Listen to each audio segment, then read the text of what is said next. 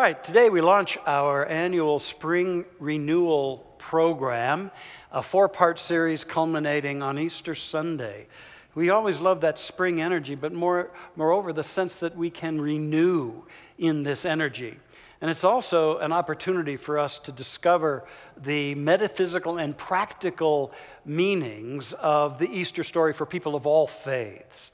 And it's a very great opportunity as well to perhaps arrive at a deeper understanding of what that great master teacher of 2,000 years ago was really about, apart from a lot of the distortions and the superstitions. I don't know if any enlightened master has been more misrepresented than that of Jesus. So our theme for this series is the resurrection of heart. The resurrection of heart. No one in human history has equaled Jesus' stand for love. From what we can tell, he radiated, he oozed unconditional love. And he gathered around him the despised of his day, the forgotten of his day, the forlorn of his day. He gathered them around him, and his love was there for them, and it was healing for them. And he would say to them and to everyone of his day and days after, he would say, you can take all of the laws and the rules that you have been taught, and you can fulfill them this way. Love God with everything in you, and love your neighbor as yourself. You will fulfill all those laws and rules if you can love in this way. That's what he was saying to us all. In many respects, Jesus was an amazing emissary of heart. An emissary, perhaps the greatest teacher of heart. Now, there are a whole lot of folks who are all wrapped up in the religion about Jesus. We're into the spirituality of Jesus. That's what we're into. Because we believe that he came here to awaken the heart, the spiritual heart in every one of us, so that we could transform our world, so that we could experience paradise, not in another lifetime, but right here. And so as he prayed, on earth as it is in heaven, on earth amongst us as it is in the mind of God. That is what he was about. Now he was very clear that it really wasn't about him. I'm very clear he did not want a religion based about him.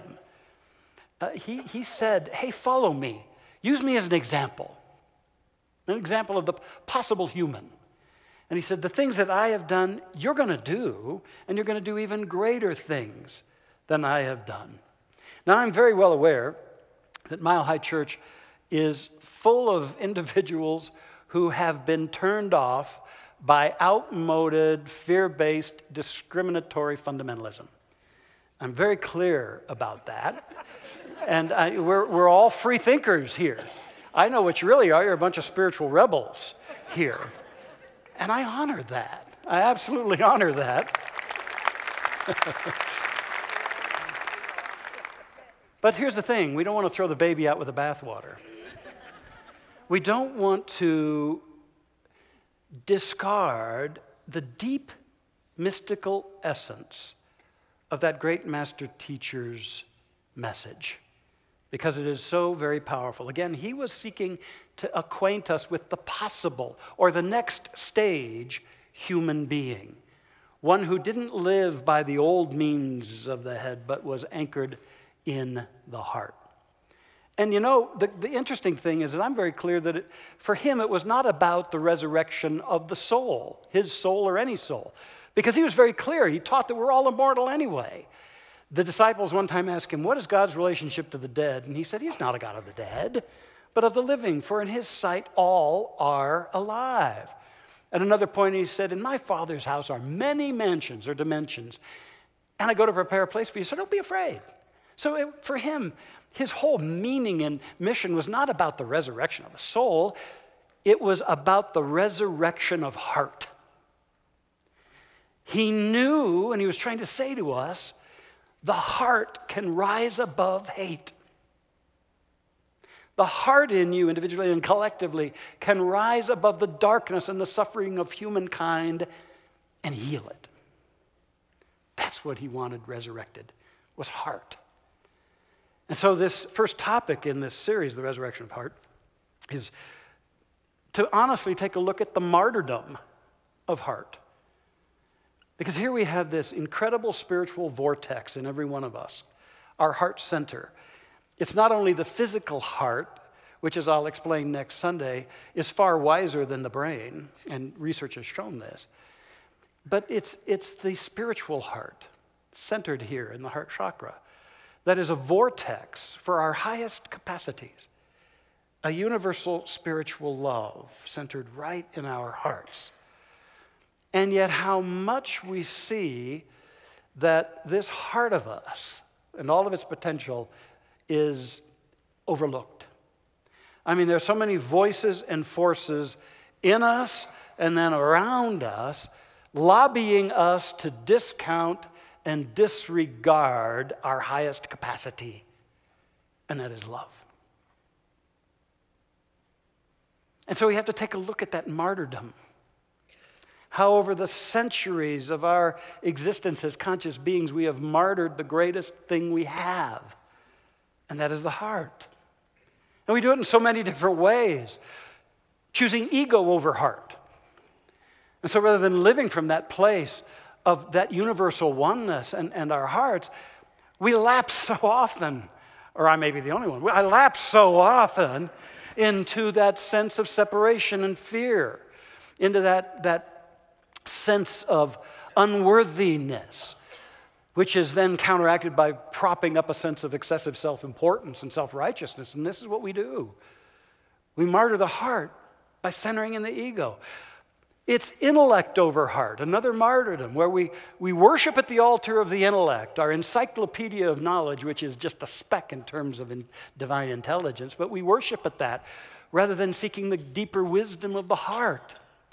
It's the judgments martyring the heart, the separative, hurtful judgments, the biases, the prejudices over heart. Such a martyrdom there. I'm so delighted that we are bringing in a couple of Fridays Janet Mock here. And I invite you to be here because this is a very relevant event to all of us, whether or not you know someone who's transgendered or considering that or whatever the case may be, but we can all grow into a deeper awareness of one who had the courage to take that journey and then to be a person expressing that openly in her life. And it's going to be a beautiful event with 3 choirs. So please be with us on the 23rd, Friday the 23rd. And I'm just so proud that we're standing for that. I'm proud that it's out on our sign for all of the people who drive by to see that we support these individuals because they're a part of us. They're one with us. They're spiritual beings. Who cares? They had the courage to say, I'm not in the right body. So we can bless them and get over that judgment and get back to the heart of it all. Another martyrdom, violence over the heart. That defaulting into violence as a way to try to solve things. And when in human history has it ever really solved the problem? Oh, and then of course there's expedience and profit martyring the heart. Overwhelming, discounting the heart. And we see that in so many of the challenges, such that I fear that we're losing a literacy of the heart in our culture, and that it matters. I'm more interested in ours being a culture of heart than a culture of wealth, although I believe we can have it all. But where's the literacy of the heart? The martyrdom of the heart. There's a time in his last days, Jesus had brought his ministry back for a second time into Jerusalem, and he knew it was going to be his undoing. He knew what was coming up. And he was troubled by it, challenged by it. So he went to the Garden of Gethsemane and he prayed most of the night. Then during the night, the multitude arrived to arrest him. And maybe you remember the story that Judas identified Jesus by kissing him on the cheek. And they're about to arrest him. And some of Jesus' followers rose up and they wanted to fight over it. They wanted to try to save him from this. In fact, one of his followers drew his sword and cut the ear of the servant of the high priest. And then Jesus stood up and he said, no more of this. No more of this. And he touched the ear of that servant and healed it. Now, I find that incident telling, and I think there's a little bit of a prescription in that for us. When he said no more of this, he drew a line. He drew a line in the sand. And he said, humanity, there's a time when you got to draw a line. And you got to look at all that is heartless in yourself and in the world. And you got to proclaim from that higher self within you, no more of this. I think we're all called to do that throughout our lives, but what a beautiful time as we feel the spring energy moving within us to declare to ourselves, no more of this. No more of the ways that I might be self-sabotaging myself. No more of the self-limiting behaviors, the self-destructive behaviors. No more of this. Life is more than this. And it's like that higher self saying, no more of denying what your next step needs to be because you don't know how it's all going to turn out. Go forward with heart. In what way might it be time for you to draw a line and to declare to yourself, no more of this?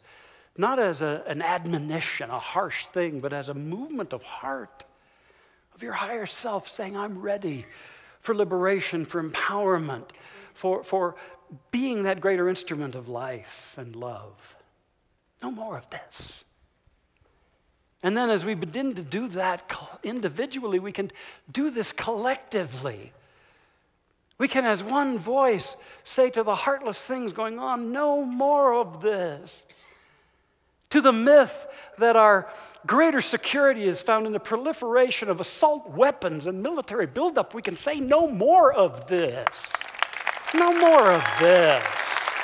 This isn't what we're capable of. No more of this. To the systemic biases and prejudices and privilege. No more of this. To the discrimination against women or minorities or LGBTQ people. No more of this. No more. No more. To the heartless raping of our earth and its resources. No more. No more of this. Oh, to the ever-widening gap between the wealthy and the poor. To the callous treatment of immigrants to our land. No more of this kind of thing. We can say, not from a polarized we-they position, but from something in our hearts saying, life has made us all better than this. And something in us knows it and cannot deny it. There comes a time we draw a line for ourselves and for our world, our culture. But then Jesus did a second thing. Don't forget that when he drew the line, then he also stepped forward with a healing hand. And he touched that and he healed. So, yeah, we draw a line, but what's our healing hand upon our own life and upon our world? What's the healing hand? A lot is being written about something called mindfulness. In fact, it's one of the techniques in our meditation and prayer retreat that I teach. And I think of it a little differently now. Mindfulness is to be fully 100% present to whatever is. And I would add to it, I'd like it to be heartfulness. To be present to what is with compassion and with an open and a warm heart. Heartfulness can be that healing hand we place upon our world and upon our lives. Imagine living with a heartfulness in your life, fully present with heart for your path and for others. Acts of heartfulness can be our healing hand. And as I'm wont to do, you can remember the 4 steps I'm going to offer here, the 4 ways we can do that with that word acts. But the first is awakening. We can awaken and understand that our life gives us incredible lessons for learning love. Awaken to the ways that we limit love, and we can come out of that into a greater love. A story I've always cherished is that of an Italian family. The chief in the family was little Roberto, 9-year-old Roberto. And he lived with his mom and his dad and his grandpa, who was his mom's dad. And Roberto and his grandfather, they loved each other. They would spend hours and hours together, and Grandpa would tell Roberto about his many adventures as a boy, how he would climb trees, and he'd fish, and he'd go on all sorts of excursions and adventures, and the time they spent together was magical. They loved being together. But the grandfather didn't get along so well with his own daughter and her husband. You see, her daughter was a very meticulous person. She wanted everything just so in the house. And when she would prepare dinner, all the special linens were out, and she would go to all these ends. Everything had to be perfect. And inevitably, the grandfather, who had the palsy, kind of a shaking hand, he would inevitably spill coffee or something, and the daughter would get enraged and upset and tell him, I do all of this, and this is what you do.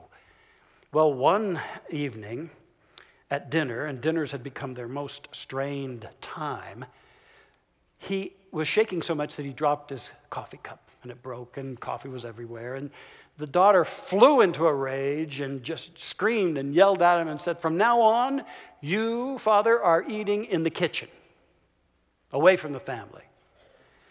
So he was banished into the kitchen, and Roberto was very sad, and he would just gobble down his dinner as fast as possible so that he could get into the kitchen and share his precious time with his grandfather. Well, it wasn't too long after that the grandfather was eating his porridge in one of the pieces of china, the china bowl, and he dropped it, and it smashed everywhere, and there's porridge everywhere. And his daughter came rushing into the kitchen, irate and angry, and saying, I can't even trust you here in the kitchen or with my china, so from now on, you're eating out of this wooden bowl. Well, in that culture, to eat out of a wooden bowl is a disgrace. And a growing sadness was felt in that grandfather. And it troubled Roberto so much. That very night, he snuck down into the kitchen, and he got the pieces of that broken dish that had been swept into the fireplace there. He got them out, and he glued them carefully together, and he took that repaired bowl up to his own room, and he put it on the dresser in his room. Now, he still spent a lot of time with his grandfather, but increasingly, Roberto spent a bunch of time in his room. And this began to be a curiosity to his mom. So after a while, she went to the room, she knocked on the door, and she went in, and there was Roberto carving a wooden bowl, a duplicate of the broken bowl, as close as he could to the broken bowl. And his mother said, Roberto, what are you doing? Are you carving a bowl for your grandfather? And Roberto just looked up at his mom. She said, no, Mama, this bowl is not for Grandpa. This bowl is for you when you are Grandpa's age. She burst into tears. Her awakening.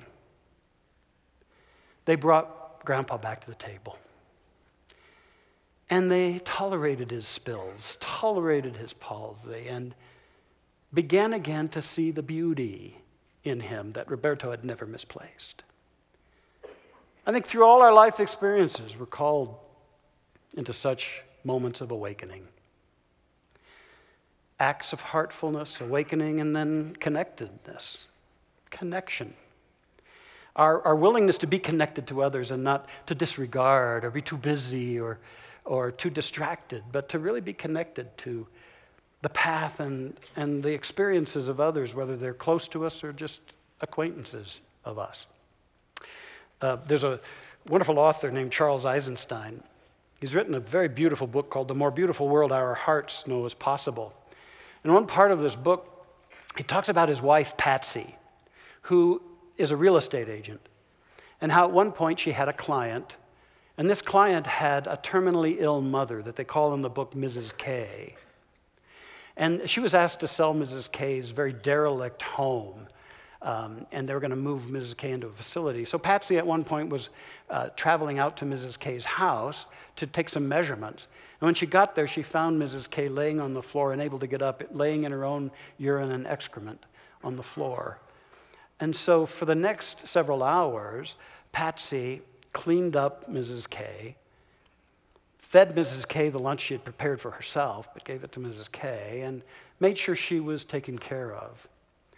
It wasn't too many weeks after that Mrs. K passed on.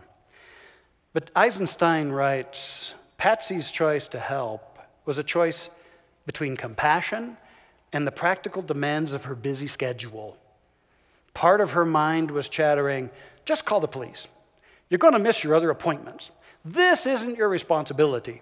What does it matter? I mean, we all hear voices like that, right? But on some level, he writes, she knew it did matter. So many voices lobby us to forget love, forget humanity, sacrifice the present and the real for the sake of what seems more practical. Imagine yourself on your deathbed, looking back on your life. What moments will seem the most precious? For Patsy, one of them will be cleaning up Mrs. K more than any real estate she'd ever sold. Yeah, it's awakening, connection, and then tenderness. Our heartful hand on a healing world can be just acts of tenderness rather than harshness and callousness. And sometimes these acts can seem so minor, and yet they can convey such beauty. I mean, who doesn't want to have experiences of tenderness and understanding and forgivingness when we each make mistakes in this life? A bit of tenderness. I love the old song, Try a Little Tenderness. You have to go back a ways to know that song.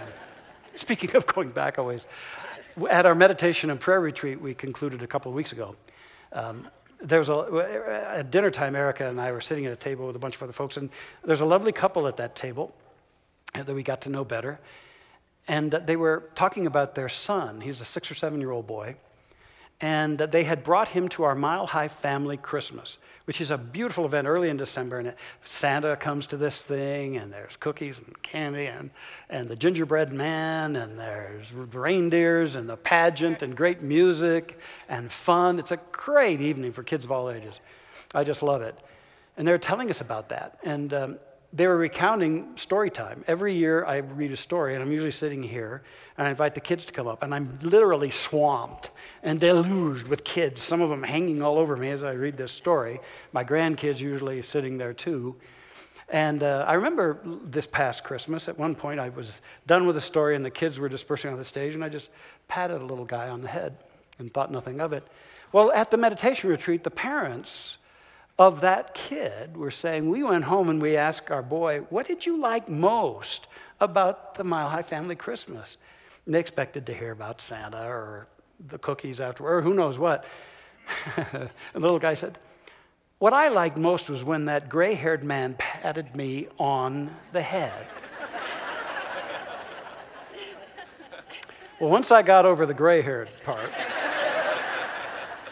I thought, I had no idea. Here, a little kid in this whole big spectacle of wonderful stuff. Somehow, his favorite thing was that I just reached out and patted him on the head. Who'd have known? I wouldn't have. But you see, that's what I'm saying. Sometimes those little acts of tenderness can make all the difference. Our healing hand on a hurting world. And finally, there's, along with awakening and connection and tenderness, there's service. There's how it is that we find a way to stand for the highest and serve the greater progress of ours becoming a more heartful world. One of the things we get to do as ministers is enter into the life of people when they've lost a loved one. It's a sacred time. And here recently I met with a beautiful, beautiful guy I love a lot in our church, Larry Rowland, and his wife, Susan Letourneau. And Larry's wonderful father of 90-plus years, Gerard Rowland, had passed.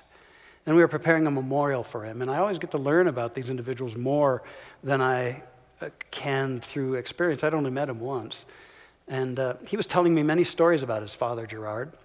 And he told me one that I want to close with you. It was when Gerard was in the service as a young man, and he was stationed in the Deep South. And he got onto a very crowded public bus. And he took a seat, and there were no more seats. And just about that time, an African-American woman got on the bus. And Gerard immediately got up and gave her his seat. Well, a man behind Gerard said, "That's not how we do things here, boy." And Gerard, Larry told me, just turned around and calmly but firmly said, "That's how I do things here." That's what I'm talking about. In our own loving but clear way, we draw a line and we extend a healing hand upon a world that needs love.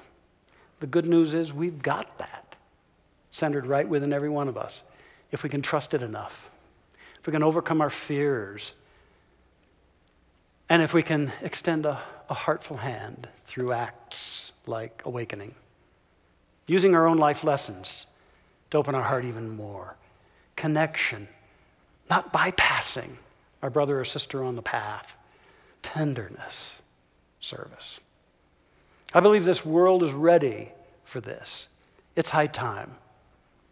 Let's be this light in the world. And remember what it says in Proverbs: keep your heart with all diligence, for out of it are the blessings of life. And so it is.